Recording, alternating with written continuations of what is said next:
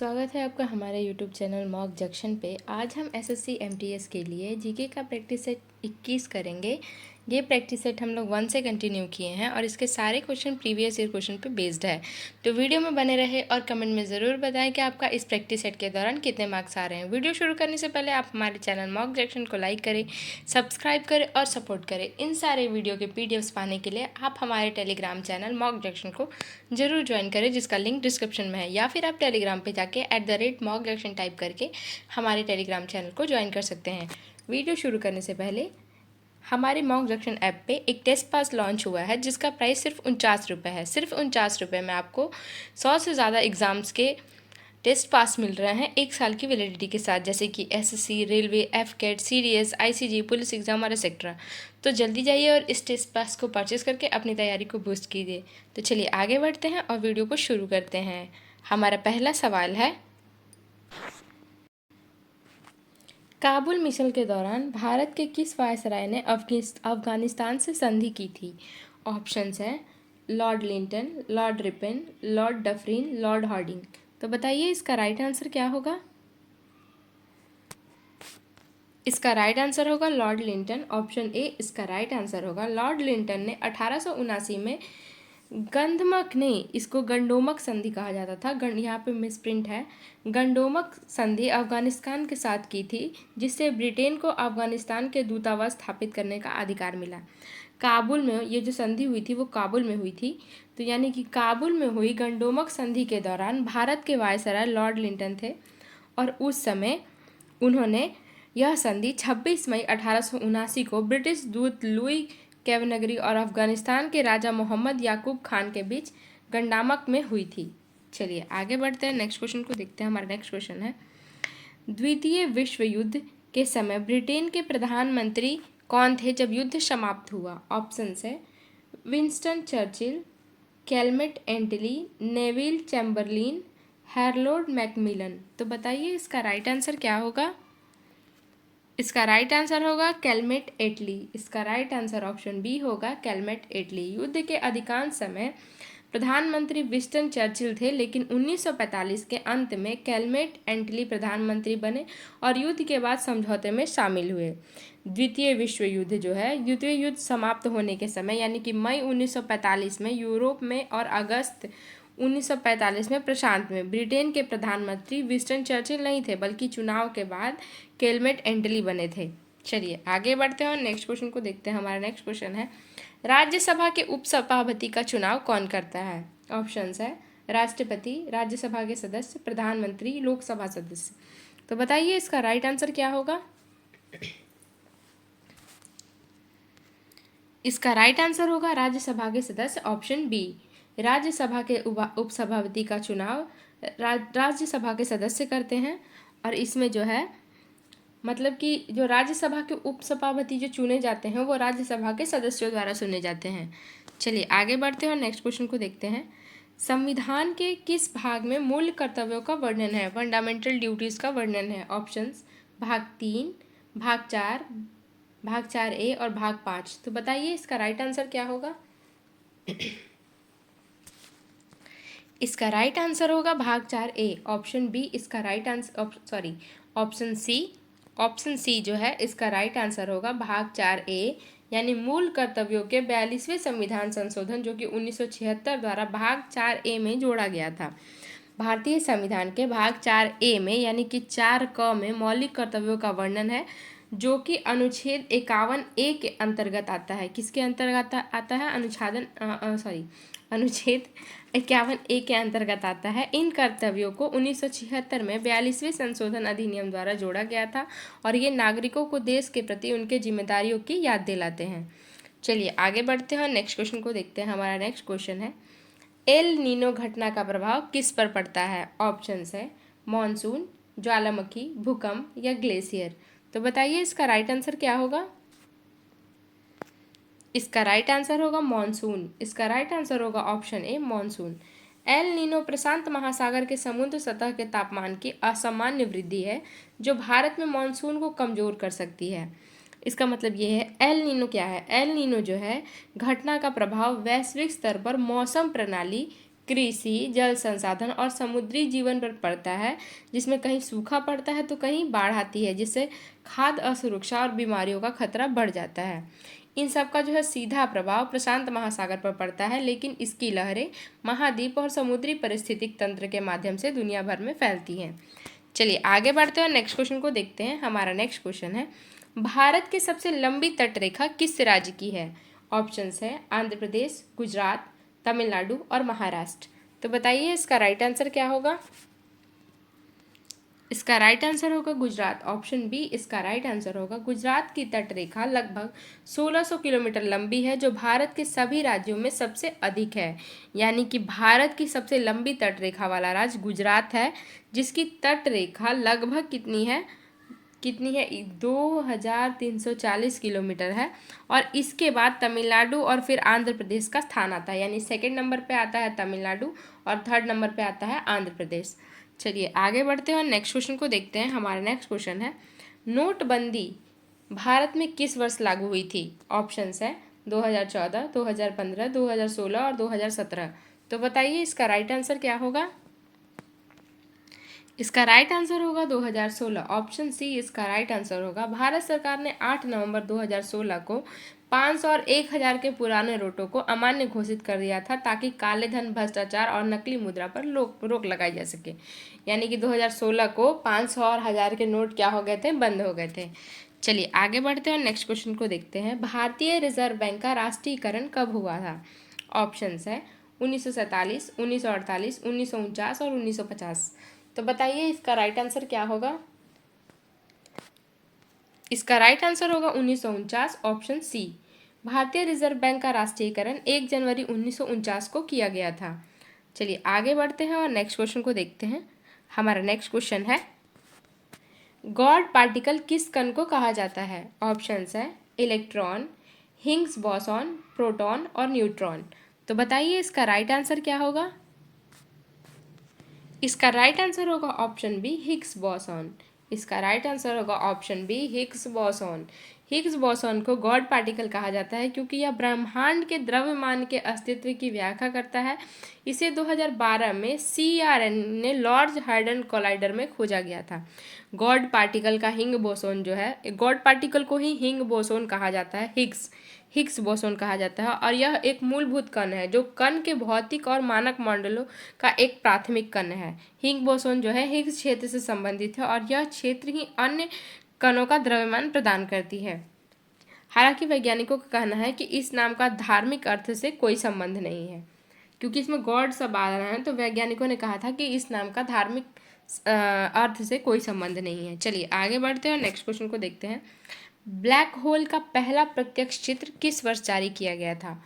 Options है 2017, 2018, 2019 और 2020। तो बताइए इसका राइट आंसर क्या होगा?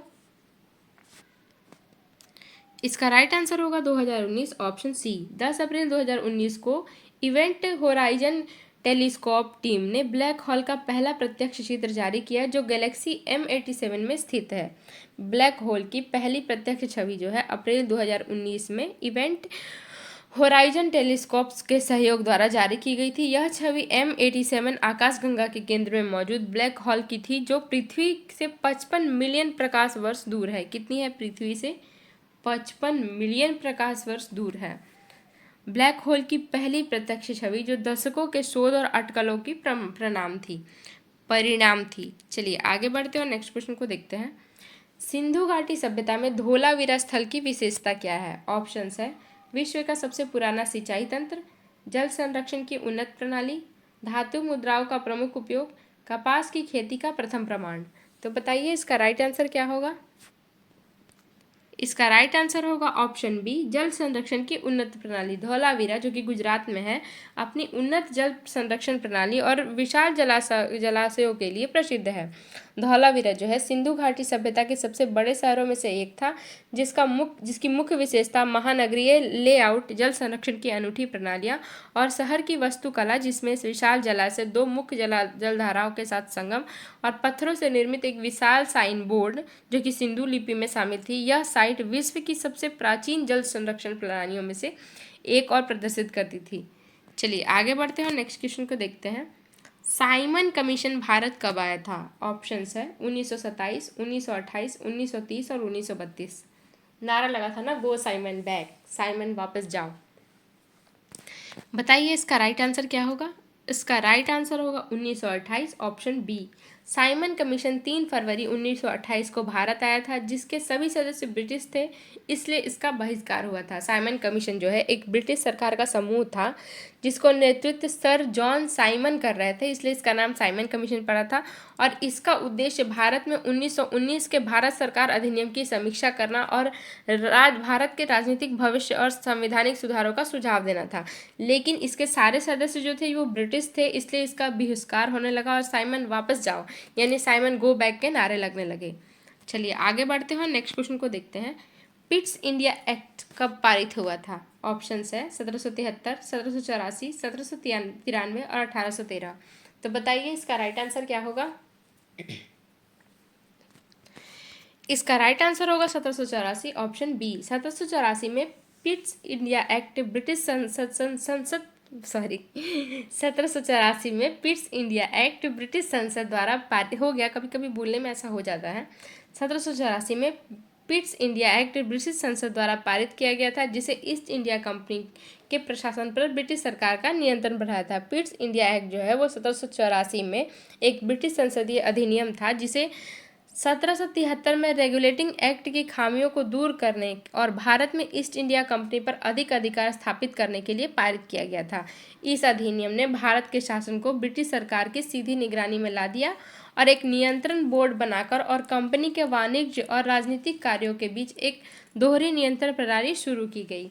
चलिए आगे बढ़ते हैं, नेक्स्ट क्वेश्चन को देखते हैं। हमारा नेक्स्ट क्वेश्चन है, भारतीय संविधान के किस अनुच्छेद में वित्त आयोग का प्रावधान है?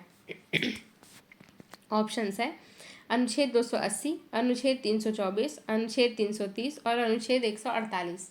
तो बताइए इसका राइट आंसर क्या होगा? इसका राइट आंसर होगा अनुच्छेद 280, ऑप्शन ए इसका राइट आंसर होगा। वित्त आयोग का प्रावधान भारतीय संविधान के अनुच्छेद 280 में है, जो केंद्र और राज्यों के बीच राजस्व वितरण के लिए जिम्मेदार है। राजस्व यानी कर वितरण के लिए जो टैक्स हम लोग देते हैं उसके लिए जिम्मेदार है। ये अनुच्छेद जो है भारत के राष्ट्रपति को हर 5 साल में एक वित्त आयोग गठन करने का अधिकार देता है, और जो राज्य और केंद्रों के बीच वित्तीय संसाधनों के वितरण पर अपनी सिफारिशें प्रस्तुत करता है। चलिए आगे बढ़ते हैं और नेक्स्ट क्वेश्चन को देखते हैं। नरम दल और गरम दल में कांग्रेस का विभाजन किस सत्र में हुआ था? ऑप्शंस है 1905 बनारस, 1906 कोलकाता, 1907 सूरत और 1908 मद्रास। तो बताइए इसका राइट आंसर क्या होगा? इसका राइट आंसर होगा 1907 सूरत, ऑप्शन सी। 1907 में सूरत सत्र में कांग्रेस नरम दल और गरम दल में विभाजित हो गई थी। इसमें ये था कि नरम दल और गरम दल का अलग होना 1907 में सूरत कांग्रेस अधिवेशन के दौरान हुआ था, और इस अधिवेशन में भारतीय राष्ट्रीय कांग्रेस को 2 गुटों में विभाजित कर दिया गया था, एक नरम दल और एक गरम दल।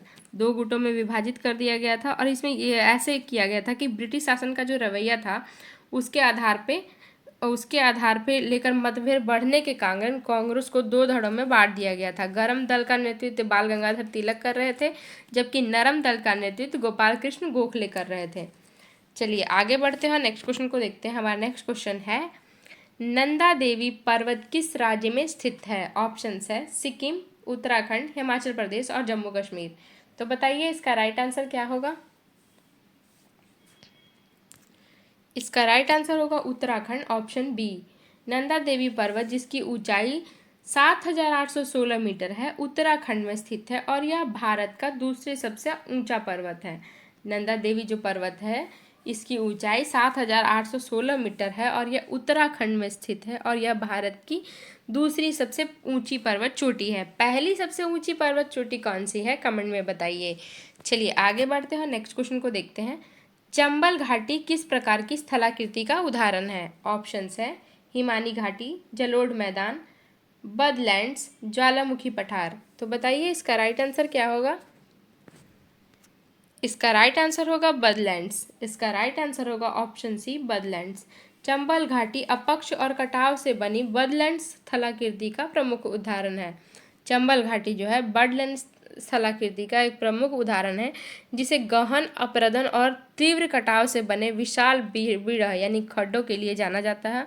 और यह एक उबड़ खाबड़ और विच्छेदित जमीन जहाँ पे खड़ी ढलानों वाले नाले और खड्डे पाए जाते हैं।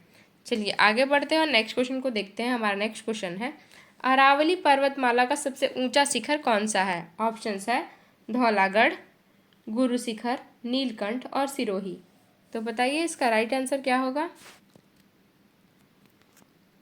इसका राइट आंसर होगा गुरु शिखर, ऑप्शन बी। इसका राइट आंसर होगा गुरु शिखर 1722 मीटर माउंट आबू राजस्थान में स्थित है और यह उस अरावली पर्वतमाला का सबसे ऊंचा शिखर है। कौन सा? गुरु शिखर, जिसकी ऊंचाई जो है कितना है? 1722 मीटर है और यह माउंट आबू राजस्थान में स्थित और अरावली रेंज का उच्चतम बिंदु है। चलिए आगे बढ़ते हैं, नेक्स्ट क्वेश्चन को देखते हैं। FAQ food and agriculture organisation का मुख्यालय कहाँ स्थित है? ऑप्शंस है रोम, वियना, जेनेवा और पेरिस। तो बताइए इसका राइट आंसर क्या होगा? इसका राइट आंसर होगा रोम, ऑप्शन ए। FAQ यानी फूड एंड एग्रीकल्चर ऑर्गेनाइजेशन का मुख्यालय रोम, इटली में है और इसका गठन 1945 में हुआ था और यह खाद्य सुरक्षा और कृषि विकास के लिए कार्य करती है। खाद्य एवं कृषि संगठन इसको बोलते हैं। इसका मुख्यालय रोम, इटली में है और यह एक संयुक्त राष्ट्र की विशेष एजेंसी है जिसका मुख्य उद्देश्य क्या है? भूखमरी और कुपोषण को खत्म करना और सभी के लिए खाद्य सुरक्षा यानी खाने की व्यवस्था सुनिश्चित करना। जो FAO है, ये जो है वैश्विक खाद्य सुरक्षा और सतत कृषि विकास के लिए काम करती है और दुनिया भर में भूखमरी से लड़ने के अंतर्राष्ट्रीय प्रयासों का क्या करती है? नेतृत्व करती है। चलिए आगे बढ़ते हैं, नेक्स्ट क्वेश्चन को देखते हैं। अटल पेंशन योजना का संचालन किस संस्था द्वारा किया जाता है? ऑप्शंस है भारतीय रिजर्व बैंक, पेंशन फंड विनियामक एंड विकास प्राधिकरण, भारतीय स्टेट बैंक, वित्त मंत्रालय। तो बताइए इसका राइट आंसर क्या होगा? इसका राइट आंसर होगा ऑप्शन बी, पेंशन फंड विनियामक एवं विकास प्राधिकरण यानी PFRDA। अटल पेंशन योजना का संचालन PFRDA द्वारा किया जाता है, जो असंगठित क्षेत्रों के श्रमिकों को पेंशन सुरक्षा प्रदान करती है। चलिए आगे बढ़ते हैं, नेक्स्ट क्वेश्चन को देखते हैं। छऊ नृत्य जो है किस राज्य से जुड़ा है? ऑप्शंस है झारखंड, उड़ीसा, पश्चिम बंगाल और उपयुक्त सभी। तो बताइए इसका राइट आंसर क्या होगा? इसका राइट आंसर होगा उपयुक्त सभी, ऑप्शन डी। छऊ नृत्य 3 प्रकार के पाया जाता है। एक मयूरभंज जो कि उड़ीसा में है, सरायकेला जो कि झारखंड में है और पुरुलिया जो कि पश्चिम बंगाल में है। तो छऊ नृत्य जो है वो झारखंड, उड़ीसा और पश्चिम बंगाल तीनों से जुड़ा हुआ है। चलिए आगे बढ़ते हैं और नेक्स्ट क्वेश्चन को देखते हैं। चौल वंश के प्रसिद्ध शासक राजेंद्र चौल किस क्षेत्र में विजय प्राप्त करके जल मार्ग से गंगा जल लाया था? ऑप्शंस है मध्य भारत, बंगाल, उत्तर भारत और नेपाल। तो बताइए इसका राइट आंसर क्या होगा? इसका राइट आंसर होगा बंगाल, ऑप्शन बी। राजेंद्र चौल प्रथम ने बंगाल विजय के बाद गंगा जल को दक्षिण भारत लाकर गैंगकोंड चौलपुरम की स्थापना की थी। चौल वंश के प्रसिद्ध शासक जो थे राजेंद्र चौल प्रथम ने उत्तरी भारत के कलिंग और गंगा के मैदानी इलाकों में विजय प्राप्त कर गंगा जल लेकर वापस लौटे थे, जिससे उन्होंने गंगा नदी पर अपनी विजय का परचम फहराया था और इस अभियान में उन्होंने पाल शासक महिपाल को हराया और गंगोई कोंडा चौल के उपाधि धारण की, जिसका अर्थ है गंगा को जीतने वाला। इन्होंने इस ऐतिहासिक विजय को याद कर गंगोई कोंडा चौलपुरम नामक शहर भी बसाया था। चलिए आगे बढ़ते हैं, नेक्स्ट क्वेश्चन को देखते हैं। किस द्रव का घनत्व कैसे ज्ञात करते हैं? किसी द्रव का घनत्व यानी डेंसिटी कैसे ज्ञात करते हैं? ऑप्शंस है आयतन डिवाइडेड बाई द्रव्यमान यानी कि वॉल्यूम बाई मास, द्रव्यमान डिवाइडेड बाय आयतन यानी मास बाय वॉल्यूम, भार डिवाइडेड बाय आयतन यानी वेट बाय वॉल्यूम और तापमान भागे आयतन यानी टेम्परेचर बाय वॉल्यूम। तो बताइए इसका राइट आंसर क्या होगा? इसका राइट आंसर होगा द्रव्यमान डिवाइडेड बाय आयतन यानी कि option B, mass by volume. इसका राइट आंसर क्या होगा? Mass by volume. घनत्व का तापमान जो है वो द्रव्यमान बाय आयतन होता है। इसकी इकाई कितनी होती है? किलोग्राम मीटर क्यूब इसकी यूनिट होती है। चलिए आगे बढ़ते हैं, नेक्स्ट क्वेश्चन को देखते हैं। हमारा नेक्स्ट क्वेश्चन है विज्ञान का जनक किसे कहा जाता है? ऑप्शंस है न्यूटन, गैलीलियो, आइंस्टाइन और सत्तू। तो बताइए इसका राइट आंसर क्या होगा? इसका राइट आंसर होगा गैलीलियो, ऑप्शन बी। गैलीलियो को आधुनिक विज्ञान का जनक कहा जाता है क्योंकि उन्होंने वैज्ञानिक पद्धति को अपनाया है। विज्ञान का जनक गैलीलियो गैलीली को माना जाता है, जिन्होंने वैज्ञानिक पद्धति का परिचय दिया और खगोल विज्ञान एवं भौतिक को महत्वपूर्ण योगदान दिया। उन्होंने अवलोकन और प्रयोग पर जोर देकर वैज्ञानिक जांच की नींव रखी थी। चलिए आगे बढ़ते हैं, नेक्स्ट क्वेश्चन को देखते हैं। ये हमारा लास्ट क्वेश्चन है। सूची प्रणाली यानी 3 लिस्ट किस अधिनियम द्वारा लागू की गई थी? ऑप्शंस है भारतीय शासन अधिनियम 1919, भारतीय शासन अधिनियम 1935, मॉन्टेग्यू चेम्सफोर्ड सुधार और भारत स्वतंत्रता अधिनियम 1947। तो बताइए इसका राइट आंसर क्या होगा? इसका राइट आंसर होगा ऑप्शन बी, भारतीय शासन अधिनियम 1935 यानी गवर्नमेंट ऑफ इंडिया एक्ट 1935। 1935 के अधिनियम में केंद्र, राज्य और संवर्ती सूची की व्यवस्था की गई। सूची प्रणाली जिसमें संघीय सूची, प्रांतीय सूची और संवर्ती सूची तीनों आती है, ये 1935 के अधिनियम द्वारा लागू की गई थी, जिससे केंद्र और प्रांतों के बीच की शक्तियों का विभाजन किया गया। अब थोड़ा सा जान लेते हैं कि संघीय सूची क्या है। केंद्र सरकार के अधीन जो विषय हैं उसको संघीय सूची बोलते हैं, और प्रांतों के अधीन जो विषय शामिल है उसको प्रांतीय सूची बोलते हैं। और उन विषयों में जो शामिल करती है जिस पर केंद्र और प्रांत दोनों कानून बना सकते हैं उसको क्या बोलते हैं? संवर्ती सूची बोलते हैं। तो ये रहे हमारे जीके के इंपॉर्टेंट क्वेश्चन। अगर आपको वीडियो अच्छा लगे तो हमारे चैनल को लाइक करिए, सब्सक्राइब करें और सपोर्ट करिए। वीडियो खत्म करने से पहले आप हमारे टेस्ट पास को जरूर परचेस करें, जो कि मॉक जंक्शन ऐप पे अवेलेबल है, जिसका लिंक भी डिस्क्रिप्शन में है। आप जाइए और इस टेस्ट पर को परचेज कीजिए। सिर्फ 49 रुपये में आपको 100 से एग्जाम्स के ज़्यादा टेस्ट मिल रहे हैं, जैसे कि SSC, railway, AFCAT, CDS, ICG, police exam और भी बहुत सारे एग्जाम्स के टेस्ट पास आपको सिर्फ 49 रुपये में 1 साल की वैलिडिटी के साथ मिल रहा है। तो जल्दी जाइए इस टेस्ट को परचेस करके अपनी तैयारी को पूरी कीजिए। मिलते हैं नेक्स्ट वीडियो में, तब तक के लिए धन्यवाद।